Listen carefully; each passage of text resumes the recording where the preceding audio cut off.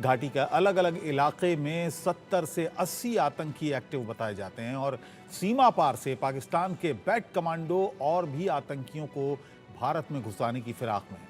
दरअसल 5 अगस्त को जम्मू कश्मीर से आर्टिकल 370 हटने के 5 साल पूरे हो रहे हैं और आतंकी बड़े हमले की फिराक में हैं। 30 सितंबर से पहले जम्मू कश्मीर में विधानसभा चुनाव की तारीखें भी आएंगी और आतंकवादी नहीं चाहते कि शांतिपूर्ण माहौल में जम्मू कश्मीर में चुनाव संपन्न हो। आतंकवादियों से मुठभेड़ों में सेना के जवान भी घायल हो रहे हैं। बीते 24 घंटे में ही 3 सुरक्षा बल घायल हुए हैं और अब सवाल उठने लगे हैं कि आतंकवादियों के पूरी तरह से सफाई के लिए भारत कब एक्शन लेगा।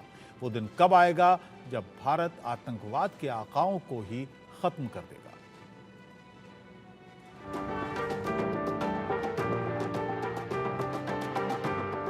जम्मू कश्मीर में आतंकवादी हमलों में इजाफा हुआ है। आतंकवादियों से सेना की मुठभेड़ भी बढ़ रही है। बीते 24 घंटों के दौरान ही सुरक्षा बलों ने कुपवाड़ा में एक आतंकवादी को ढेर कर दिया और ये कहा जा रहा है कि जम्मू कश्मीर में अब भी करीब 80 आतंकवादी एक्टिव हैं। सीमा पार से भी आतंकवादियों को भारत में घुसपैठ कराने की कोशिशें हो रही हैं और बीएसएफ इसीलिए पूरी तरह से अलर्ट मोड पर है।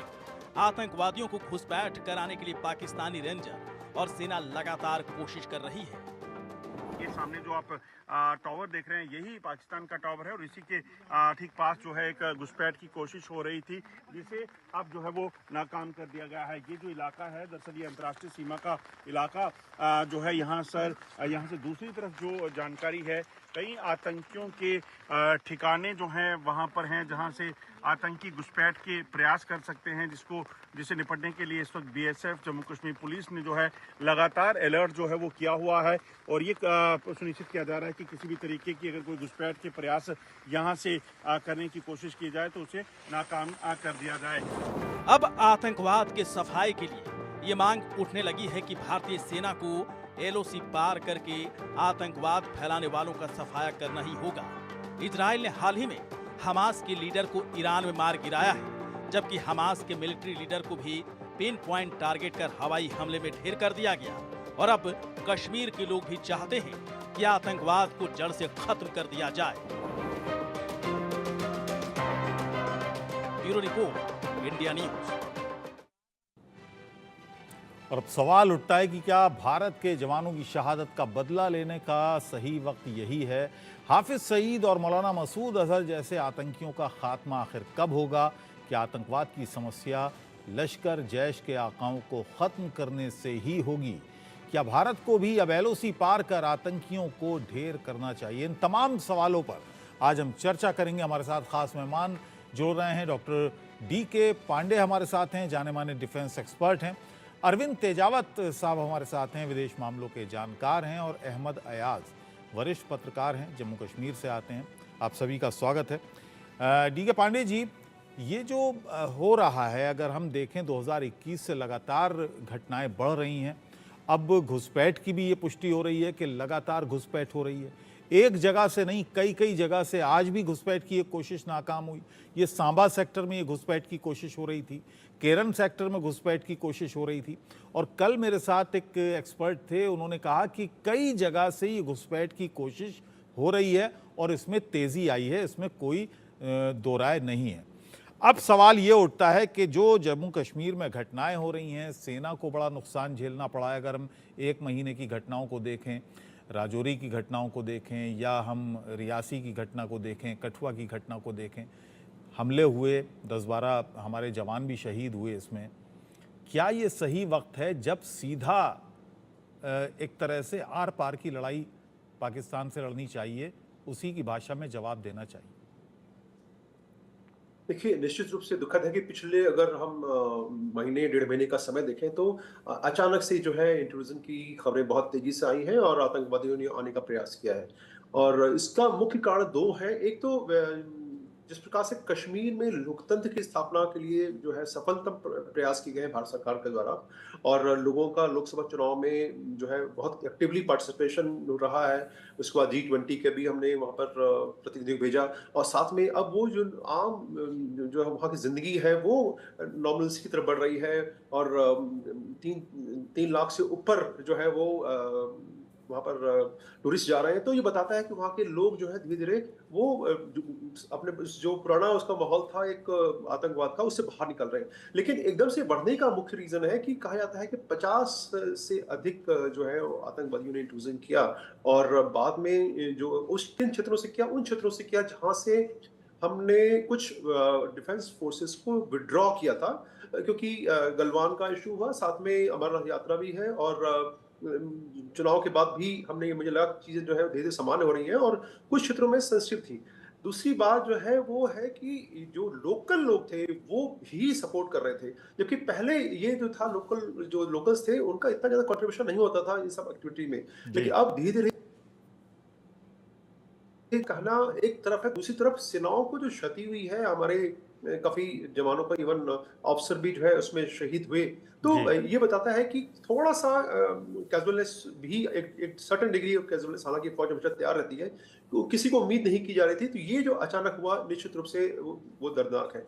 अब बात रही कि हम क्या कर रहे हैं। अभी आपने सुना होगा कि पिछले 2 हफ्तों में जो है वो सेना थल सेनाध्यक्ष वहां गए, जी। और हाई लेवल सिक्योरिटी मीटिंग हुई। MHA ने भी काफी उसमें कंट्रीब्यूट किया, और हमने 500 पैरा जो है वो कमांडोज वहां भेजे हैं कि वो जाके करेंगे। अब वो कमांडोज धीरे धीरे देखिए, जब कमांडो अटैक करते हैं या अपने ऑपरेशंस को एग्जीक्यूट करते हैं, तो वो दुश्मन चौकन्ना हो जाएगा। और ये जितने भी लोग आए हैं इसमें से काफी लोग पाकिस्तानी सेना के रिटायर्ड या रेगुलर फोर्सेस के भी हैं। जो खबरें आई, क्योंकि इनके पास जो हथियार मिल रहे हैं वो एडवांस क्लास का हथियार मिल रहे हैं, तो निश्चित रूप से चाइना और पाकिस्तान का जो एक इम्प्लाइड वे में जो भारत पर अटैक करने का एक प्रयास रहा है, जी। उसमें उन्होंने तेजी दिखाई है, क्योंकि और ये कहा धीरे भी धीरे जा जो रहा है है, वो जो एक एक्टिविस्ट हैं जो बाल्टिस्तान गिलगित बाल्टिस्तान के, हालांकि पाकिस्तान में वो नहीं रहते हैं, अयूब मिर्ज़ा, उन्होंने तो बाकायदा कहा है कि लगभग 600 लोग हैं जो घुसपैठ कर चुके हैं, और उसमें पाकिस्तानी सेना की रेगुलर जो काडर है वो है, उसमें उन्होंने जी नाम लिया। जी, तो वो बाकायदा एक हथियार आदिल देखिए। करके कोई वहां पर मेजर जनरल हैं, आदिल रहमानी, उनका तो नाम तक है कि वो POK में बैठे हैं और वो बाकायदा लीड कर रहे हैं इस ऑपरेशन को। तो ये सब ये, और इसके अलावा जो तीसरा महत्वपूर्ण बिंदु है वो है कि जो हमारे इंटेलिजेंस एजेंसीज हैं उनके उनके उनके जो है थोड़ा सा उसमें आपस में मल्टीपल एजेंसीज के बीच में एक कोऑर्डिनेशन होना चाहिए। कहीं लगा है मुझको कि वो शायद उसमें कहीं कुछ ढीलापन आया, लेकिन जब हमारी मीटिंग हुई है, जब थल सेनाध्यक्ष गए हैं और वहां पर हाई लेवल मीटिंग हुई गवर्नर के साथ, तो ये सब बताता है कि अब जो है कड़ाई से, और जो ऑपरेशन चल रहा है उसके बारे में बहुत जी। ज्यादा जिक्र करना ठीक नहीं, क्योंकि वो पैरा फोर्सेज जो गई हैं धीरे धीरे वहां पर वो सेटल हो रही हैं, और वो चुपचाप से गए हैं, वो बता नहीं रहे कि कौन है वो। उनका तरीका ये होता है कि जाके वो ठीक है, आम अब लोगों इस के बीच में और शामिल हो पहलू की जाएंगे बात कर लें, जो और ऑब्जर्व डिप्लोमेटिक करेंगे और पहलू फिर है, अटैक जरा करेंगे। उसकी भी बात कर लें, अंतर्राष्ट्रीय दबाव की भी बात कर लें। हमारे साथ तेजावत साहब हैं। अरविंद जी, कितना दबाव रहता है जब इस तरह के एक्शन की बात होती है? जाहिर है बहुत सारी एजेंसीज हैं, अंतर्राष्ट्रीय जो ब्यूरोक्रेसी है, जो कूटनीतिक मामले होते हैं, उसको किस नज़र से देखता है भारत, और कोई भी एक्शन लेने से पहले क्या किसी तरह का दबाव होता है अंतर्राष्ट्रीय स्तर पर? दबाव तो बिल्कुल मानना नहीं चाहिए। इसकी एक वजह यह है कि 1960 का भारत तो है नहीं, और जब हमारे राष्ट्र हित प्रभावित होते हैं तो किसी भी जो अंतर्राष्ट्रीय दबाव में आने की जरूरत है नहीं। दूसरा यह है कि जिस देश से हमें यह सारी समस्याएं हो रही है उसके साथ तो हमारा ट्रेड और जो इंटरेस्ट हैं वो तो वैसे भी इतने जुड़े हुए नहीं हैं। ऐसे में अगर भारत कोई कड़ा कदम उठाना चाहता है तो मुझे लगता है कि उसके लिए एकदम बिल्कुल उपयुक्त समय है। और अंतर्राष्ट्रीय दबाव वहां बनता है जहां आप बहुत बड़े स्तर पर कोई कैजुअलिटीज हो रही हो, या कोई मानव जो जी, हानि हो रही हो जान माल के की स्तर पर बड़ी। उनका काफी वो हो रहा हो, तो ऐसे में हमें जान माल की जो जहां नुकसान हो रहा हो वहां पे न तो यहाँ यूक्रेन जैसी हालत है, ना वो है। ऐसे में भारत को अंतर्राष्ट्रीय मंचों पे लेकिन बहुत ही स्पष्ट रूप डिप्लोमेटिक से बताना जो चाहिए। तेजावत साहब, डिप्लोमेटिक किसी तरह की बातचीत हो नहीं रही है, किसी तरह की बातचीत पाकिस्तान के साथ नहीं हो रही है, सचिव स्तर की भी नहीं हो रही है। ऐसे में हाँ, ये बिल्कुल। सूरत क्या है फिर? ये दरअसल ये बातचीत नहीं होने से भी बहुत सारी समस्याएं पैदा हो रही है। और मुझे लगता है कि अगर डायलॉग स्टार्ट होता है तो वो अपनी शर्तों पे हो, ऐसा नहीं कि आप उधर आतंकवादी भेजते रहें और हम आपसे बातचीत करते रहे, गुफ्तगू करते रहे, तो ये चलेगा नहीं।